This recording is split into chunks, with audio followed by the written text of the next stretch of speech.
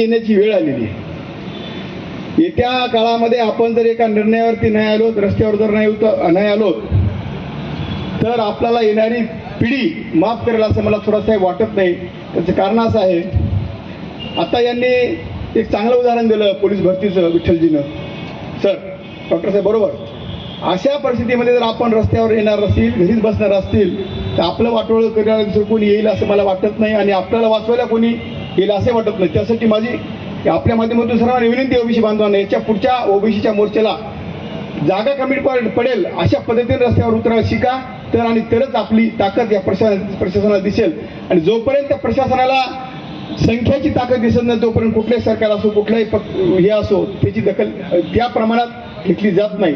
पण एका बाजूने ही गोष्ट खरी आहे, आमचे विठ्ठलजी म्हणले तसे की आम्ही विमुक्त जाती भटक्या जमातीतले गोरगरीब लोक आहेत, आम्हाला रोज कुठेतरी जावं लागते, त्याशिवाय आमचं काही उदरनिर्वाहाचं साधन नाही. ते अगदी खरं असलं तरी पण काही वेळ समाजासाठी त्याग करावाच लागेल. काही वेळ समाजासाठी त्याग नाही केलं तर होईल कसं? त्याग करावाच लागेल ना, संघर्ष करावाच लागेल. आई ते मिळणार नाही साहेब. 92ला मंडळ आयोग लागू झाला म्हणून आज आपल्याला कुठेतरी ग्रामपंचायत सदस्य, मार्केट कमिटी संचालक, सरपंच, नगरसेवक दिसतोय. मंडळ आयोग नसतं लागू झाला तर आपण एकही कुठे अस्तित्व दिसलं नसतं.